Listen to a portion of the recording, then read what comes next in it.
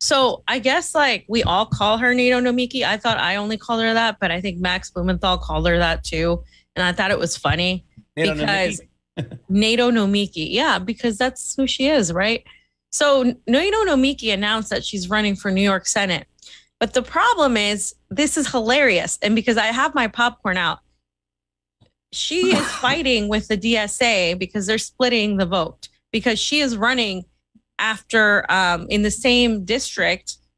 But her excuse is it was redistricted, but it still had a lot of the same, city areas like Astoria and, other areas, New York better than I do. But so the DSA people are coming after her and they're yelling at her and they're saying she's being a grifter and that she is being selfish because she's splitting the vote. And, the person would be that would win if she splits the vote would be Crowley, which is hilarious. And so the other candidate was DSA endorsed by, I think, AOC, supposedly. So Nomiki is running against this person now. It's a fucking mess. And it's kind of hilarious watching these, the Brooklyn left and the TYT left fighting. And I just had to point this out because, we're over there covering U.S. imperialism. We're doing these things in Colombia. And then you go back here and this is what's happening. I have two questions. Yeah. Is she running as a Democrat? Of course she's running as a Democrat. Oh, what a surprise, man. Number two, has she been endorsed? Has she been endorsed by Lindsey Graham yet? No, but she's been endorsed by Rokfin, who we'll go over. I saw that. I saw your response too. I mean, does anybody expect Rokfin to do anything worthwhile anymore? I mean, the guy's a Silicon Valley. He serves Silicon Valley. He doesn't serve people. I don't think any politician on the Democratic side has lost more stock in the last 90 days than Rokfin with his bullshit fucking tweets. Just awful. I mean, the guy has just missed it on every single step of the way, and also was a dickhead to like Venezuela when it came to a lot of things, and talked about kind of put a lot of negative aspects on the Maduro government. Didn't know what the fuck he was talking about, making it look like the people who opposed the government were the victims of Nicolas Maduro. By the way, just want to point that out. No, yep, 100%. And he's terrible. I mean, what did Glory call him? A certified punk ass is what Glory Jones said. Glory calls a lot of people a certified punk ass. Yeah, but there's a special place in her heart for Ro. It's okay. So I know you're going to love this. So we're going to play the clip of her announcement. Okay. Got it. I haven't seen this yet. This is going to be great.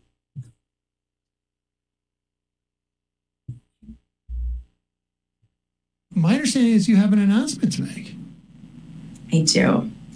I would do this no other place but with our Majority Report family, who is so dedicated to not just national issues, but issues in local communities across this country. And I want to announce here that I am running for State Senate of New York in the District 59. It's a brand new district that encompasses the community I live in. And you may have heard about the redistricting issues that happened recently. Well, we found out about this district a little over a week ago, and I was approached by many people in the community who I've organized with and gone through many challenges and fights against big interests like real estate and the MTA together and Amazon. And I am announcing today that I am running for New York State Senate in 59 so that we can keep the New York State Senate that we fought so hard to make progressive, because we are at risk of losing one of the only legislatures in this country that is Democratic-led and possibly the only truly progressive legislature. There it is. Very exciting. I have questions, fam. And the first one, you got to help me out. And maybe if Oz wants to join in here, he's more than welcome to. I don't give a damn. You guys tell me. Why would anybody think that going on and okay, listen, if you're going to be, those are your buddies, there's going to be your friends, you want to do it with them. I get that kind of thing. You want to keep, these are the people who help me, I'm going to help them kind of thing, whatever. But why in the world, if you are going to run, would you think that Emma and Sam are going to help you in New York? Like, I mean, maybe there's a lot of progressive shit libs and stuff like that. But from what I understand, that if you want to try to win this seat over here, and I don't know the district itself, but you might want to get some independent votes. This getting endorsement and going on the show and doing it this way, when it's the first thing that's going to be played, is going to eliminate a huge amount of people who can vote for you right away. A huge amount. So why in the world would she think, what in her mind thinks that Sam and Emma is going to help her chances? Or is it just a major fucking grift? It doesn't matter. Yeah, she knows she's not going to win. Last time she got 2% of the vote. And so we're going to go over that because this is who Nomiki is, right? I gotta lay it out for people who don't know. The reason I'm even doing this segment is she's one of the most corrupt people. She's actually a really vile person. And I know several people who have worked with her who have told me as much, people that I trust. And here, she's been caught in a lot of lies, right? When it came to how she tricked people to give her money and how her past campaign was corrupt. But Rokfin wasted no time in backing Nomiki Konst, and he wrote this: I am backing Nomiki Konst in her race for New York State Senate. Nomiki is a proven fighter and a powerful voice for progressive causes. And you can see from her rhetoric, right, what kind of congressperson she would be, what kind of campaign she would lead. The same type of bullshit, the same status quo establishment, progressive light things. Yeah, we need a Green New Deal, women power, all this stuff. But it's just very superficial. There's no economics plan behind it. And if Rokfin is endorsing her, that tells you everything you need to know. That tells you, Rokfin is, he brands himself as a progressive. But what does that even mean in the U.S. political framework? It just means, whatever, because Nancy Pelosi brands herself as a progressive too. And the Progressive Caucus literally all voted to fund more money for Ukraine. Money that goes to neo-Nazis. They voted to expand the police, to give money to Israel in general, and specifically ending up in the hands of intelligence. This is what they do. So really, I don't see them as any different. So she said, always grateful to you, Congressman. We fought a lot of fights over the years, as you know, looking forward to keeping the district left and supporting your work from the state level. If that's the left, I don't want to be a part of it. Like if that's your version of left, what the hell, continuing to fund the military industrial complex, wanting more surveillance. We're going to talk about what she said before and what she accused journalists of, and just being a status quo Democrat. If that's your version of left, I want none of it. And so, fam, none other than our favorite, our favorite Covidian, Walker Bragman. My guy. So some personal news. I'm joining Nomiki Konst's campaign for New York State Senate in the newly created District 59. You can donate to her campaign here. Of course, chip in, Act Blue. But he's working as the communications director for her campaign, right? And it's funny because now you got Rokfin endorsing, you got Walker Bragman there. Ladies and gentlemen, coming next, an interview intensely done by Jordan Sheridan will be next. You know it's coming. As soon as somebody gets to the tweet, in fact, go look, it's probably fucking up. I'm blocked. I can't see shit. Neither can Fee. He's probably already has an endorsement tweet out there. The players and the characters are going to get there. We got Sam, Emma, Walker. You got to count Jordan, and he'll be there and stuff as well. And probably our friends in Florida too. You know who I'm talking about. She's got, friends of Josh Fox and all these people, but she is receiving a lot of criticism, fam. So Sheridan might be careful, because what happened was that this woman named Kristen Gonzalez is running in this Senate District 59, and she has been already campaigning for a long time. And it's late in the game, and of course Nomiki Konst gets in this, and people are like, "Hey, why are you running? This she's been running." And this person says she is backed by DSA, Working Families Party, Sunrise, New York City, and many other lefty groups. She's been campaigning in the district for the past few months and has an established ground game team and organizational backing. Konst will split the vote and ensure a Crawley win. It's funny because I don't like DSA, Working Families Party, Sunrise at all. I mean, I think, they're co-opted progressive entities. But now these morons are fighting each other, and it's absolutely fucking hilarious to watch, because this is what the left is doing right now when we have a situation here where people need real solutions, and you're not going to vote your way out of this because you don't have fair elections, right? And it's hilarious to me. I wonder if Nomiki is supposed to be a Trojan horse of sorts to kind of split the votes. Yeah, right? Because she does have those ties. So I'm wondering if, like, you know, if that's the case. I don't know, but it is hilarious, and you know, they're not going to win. It's going to be a gigantic waste of time. And if either wins, just based on what I see here, well, obviously Nomiki would be worse because she's more closer to a freaking like centrist liberal than anything. But I mean, really, do you know if it's a jungle primary vote, fam? Yeah, it is a jungle primary. So is there a Republican running in this district too? No, it's Crawley. I don't know if there's a Republican, but I know Crawley is the one that they're afraid that they'll split the vote and they'll win. And Crowley will win. So that's what they told Crowley. When we redistrict you, we'll get you back in there. And that's why he probably stood aside so easily, so he can get the real Trojan horse AOCIA in there and stuff. But this is something that they'll always do. They'll always make sure that the Democrats will never concede power to the progressives whatsoever. They'll never do it. And they keep trying and they keep failing. They keep kicking the football, trying to kick it and miss it every single time. They don't learn. And they use the whole thing, DSA, Working Families Party. It's like, nobody gives a fuck about that anymore. Really. That was years ago, guys.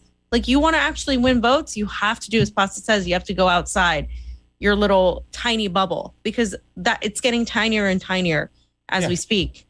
And there are so many people who are not going to vote whatsoever that you can go out there and convince them to vote. You just concentrate on that. What is the voting rate for these races? It's like in the 20s or 30s. Probably. Maybe not even. Yeah. I think 20s. Yeah. Yeah. Most people don't vote because they're like, why? Yeah, especially in the primaries too. They don't spend any time and stuff like that. But that's it. Just seems like that's what this is meant for, fam. For Nomiki to pull away from the DSA person that could be a challenge to Mr. Crowley, to make sure that we're sure that Mr. Crowley will win. She's doing what she normally does. She's being a good Democrat. Yeah, and she is a Democrat. Like, she is a hardcore liberal. Like, she's not. I wouldn't even consider her a DSA, progressive or that bullshit. Like, she's like I think she's just a hardcore liberal. I think we're going to talk about why in a minute. But so they're getting called out, right? Walker got called out. She got called out. This guy said absolute wrecker behavior by Nomiki Konst, jumping into a race where DSA and Working Families Party backed, has been canvassing and fundraising for months and built a ton of grassroots support. And Walker says, new district, new lines. This is what democracy looks like. So democracy looks like coming in and shooting yourself in the foot, not speaking to each other, right? Not coalescing. Not that I care, because, we already know we don't have fair elections. These people suck. But it's just hilarious. It's just absolutely hilarious how stupid these people are. Why the hell would you do that to yourself if you want one of these candidates to win, right? Yeah. And it's funny, too, because when Nomiki was thanking Sam and Emma, he was like, oh, they pay attention to a lot of domestic policy and local policy. She didn't mention foreign policy because that's where they're all fucking garbage, fam. And that's why I was kind of just setting up for this next fucking tweet. The fact that she says this shit. I mean, it's just, this blows my fucking mind. Yeah. Nomiki has admitted she's a political strategist. She's not a journalist. She has a YouTube show, but she's a political strategist first and foremost. And here she says, the longer Libya had a civil war, the longer Libya was unstable. NATO needed to intervene. GOP debate. So you're taking the side of NATO. This wasn't that long ago. In December of 2015, right? When we were all like Bernie Sanders supporters. No, I didn't think NATO needed to intervene then. Yeah.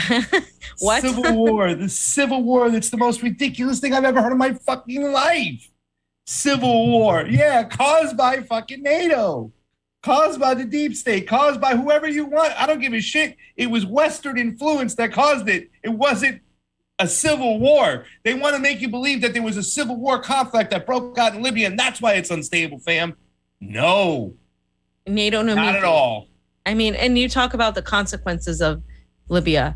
and the slave trade, and of course what they did to Gaddafi and how people wanted to start his own currency, fam, and they said no way. The elite said no way, so they fucking killed him, took him out, took his army out, and caused chaos in the country. And yes, the civil war that's not there now, or whatever it is, it's a bunch of clans just kind of fighting over power. And with the slave trade, it's disgusting. And for Nomiki to make that comment like that, wow, immediately eliminated her. Gone. You've been disqualified. So this is back a while ago when she hung out with Tucker Carlson, right? And she quoted Dave Weigel, Power Circle. Look, it's the Power Circle. Tucker Carlson driving Dave Weigel, and Josie is writing in me at the Fox News Dems in Philly. The reason I'm pointing this out is because now her whole shtick is to criticize Tucker Carlson. Yeah.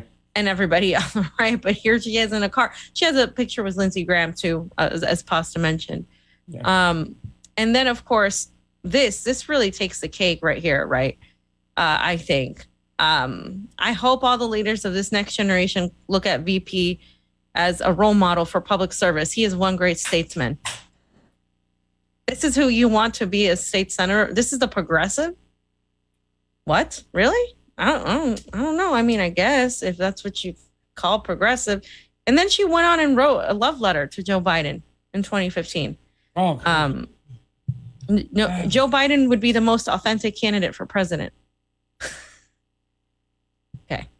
Let's see what she says. She's a Democrat. She is a operative because she infiltrated the Bernie Sanders campaign as a burner after the fact, but we know where she lies politically, right?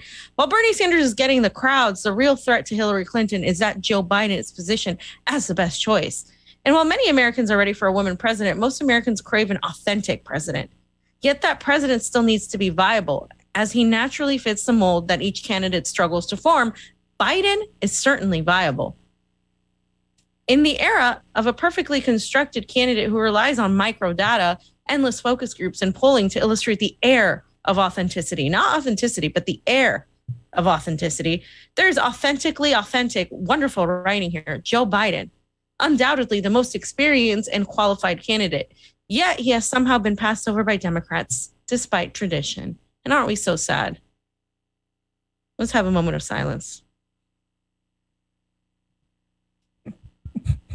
Oh, fam. Somebody in the chat wrote, civil war in Yemen, in Syria, and Ukraine. Oh, I knew you were bad on policy, but I didn't do that fucking What a clown. What a clown, Rokana, to endorse this person.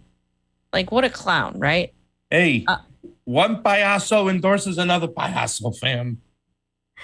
And so remember the time when she accused a bunch of people, including, gray zone members, of being associated and paid by the Kremlin and, of course, Assad. It was a Assadist bullshit, right? And she wrote this tweet, and she was quoting Rokana, who was also demanding some sort of repercussions for this fake news about Assad and all of that. And she said, at what point is Congress going to look into these paid propagandists here to disrupt the left and push fascist conspiracies? Some of the funding has shown up on tax returns being funneled through journalism awards by Assadists. These guys are toxic and spreading disinfo. Who does that sound like, fam? I don't know exactly. If it's it sounds like yeah. I was gonna say it sounds like anybody from the American Center for Progress for sure. I was gonna say Matt Dust. It sounds like Scary Poppins to me. Oh, there you go. Are they related? They even look alike. Yeah. I do like Oz's answer. He said Neera Tanden. That's a good one. I mean, if you take Neera Tanden and Scary Poppins and put them together, you might get Nomiki. Nomiki, yeah. Yeah. So Glenn Greenwald said, liberal YouTuber calls on Congress to investigate American journalists for suspected ties to Russia. The good thing about such an investigation is that there's already a really good, deep template for how to do it. So that will save time. So, yeah. So we really do need another Scary Poppins, in power and government, right? Because we really, in this age where we have the Ministry of Truth, where we have disinformation. Everything is disinformation that doesn't follow the State Department talking points, where we have, people whitewashing the fact that the Azov Battalion are far-right paramilitary, a fascist group. We're getting Russian state affiliated or media on people's Twitters, where all this is happening. We're getting censored, etc. You really want to have somebody like that really just wants to decide what is disinformation. Yeah. It's really freaking gross. And the fact that people take her seriously just shows you how stupid a lot of the left is in the United States. And this Charlie Barker guy posted a reminder of some of the headlines the last time Nomiki ran for office. So she was accused of fraud. Her campaign paid $115,000 to a firm with ties to her boyfriend. Nomiki's bad match, the city's new campaign finance rules, produced its major fraud scandal. And this has receipts. This is from the Political article. And there was this guy named Jason Coniglione, which is Italian. And he said he began to suspect that there was something off in her campaign 2 months into working in it. And on February 21st, 5 days before the election, the campaign received its tranche of public matching funds, roughly $500,000 payment that match each dollar cons raised from small local donors at the city's 8-to-1 rate. The next day, an invoice arrived at the cons campaign office for nearly $90,000 worth of canvassing in the field operations from a Louisiana firm called Deep South Political Consulting. By his account, the invoice shocked Dominique Shomenova, Cons's official campaign manager. The campaign was already amassing an internal canvassing team. Why hire another? Further, the decision to hire Deep South Political Consulting hadn't been run past Shomenova. And he said he'd recently gone through this city's campaign finance board training, and that the invoice itself was bizarre, asking for a payment for services that hadn't been rendered and in one lump sum. So basically, she was using that money for herself. In the days that followed, Coniglione said he has increasingly begun to suspect something was amiss, eventually prompting him to file a complaint in April with the city's campaign finance authority, alleging massive fraud by the campaign and Ms. Cons. In his formal campaign, he said he suspects the campaign used public matching funds to funnel money to Constance off-the-books de facto campaign manager, a man named Lonnie Paris. 2 days after he filed his complaint, Cons issued a public statement accusing him of being a sexual predator who used his position in the campaign to harass her, an accusation he emphatically denied. So what we see here is very familiar. Somebody like Nomiki gets found in this situation, accuses the other person of assault or something, and now you have the whole thing. All progressives, boom, that's it. Yeah. And so she has a record of lying, of funneling money, misusing money at the very least, right? And this is a person that's running for New York State Senate, that's getting the support of a congressman, one of the most progressive Congress people. And it's hilarious that she's making herself hated more, by the way. Yeah. Hanging out with a guy by the name of Jason Coniglione. Funny. Just funny. I mean, the accusations on this guy, and I know he denies a lot of them, but, doesn't surprise me, fam. I'm not really surprised. Oh, you know who that is? No. Oh. I was just saying an Italian name out loud. Fam. Sorry. Yeah, no, I mean, the reason I'm showing this is because this is what the left is doing right now. These are your leaders. This is what you're putting out there. These people are just, it's so sad. It's so sad. There's nothing happening here when it comes to movements and left, coalition building and everything.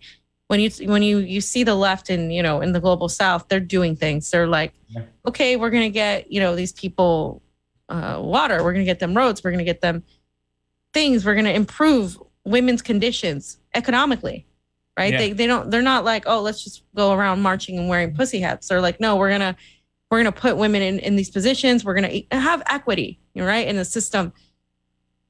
This is just total bullshit. It's just so sad. It's also enraging, and it just makes me so mad. This is why I don't even want to cover domestic policy anymore very much, really. We have to cover it because it's like, our audience lives here, and you guys have to endure the failures of these morons. Yeah. So we do. Go ahead. What? No, go ahead. Well, I was just going to say the reason why too, as well, is because their movement is in such a small echo chamber. It's been co-opted in every single step of the way. All their movements were ever meant to be done, which is to lead people back into the Democratic Party, from Bernie Sanders to AOC to people like Nomiki. You know what I'm saying? Right now, they've become the liberals of today, the Democratic left of today. And it is a shame. It is kind of disgusting when you go across seas and you see what the left is doing over there as opposed to what the left isn't doing over here. It does become sad. The fact that she's announcing the run is a joke. One Love wrote inside the chat, let's not forget who Nomiki Konst is, despite her false claims of grandeur. Every venture she has touched either failed to exist, tanked, or turned into shit. Konst is a fraudulent loser with high ambitions. Konst is what he was trying to say. And that was from One Love in our chat. And he's absolutely right. Everything she does turns to shit. Why are we... I say we, but in the States, why are there a lot of friggin' progressives and leftists that continue to back people that always lose or anything they touch fails? It's almost like this whole idea that you're going to hear Howie Hawkins running again and there's actual people supporting him. The guy is 0-26. At what point do you go, you know what? Maybe we should go a different way. Nomiki Konst is of that nature. Everything she touches turns to shit. Yeah, because it's not genuine. It's not authentic. It's not anything people really want to see more of.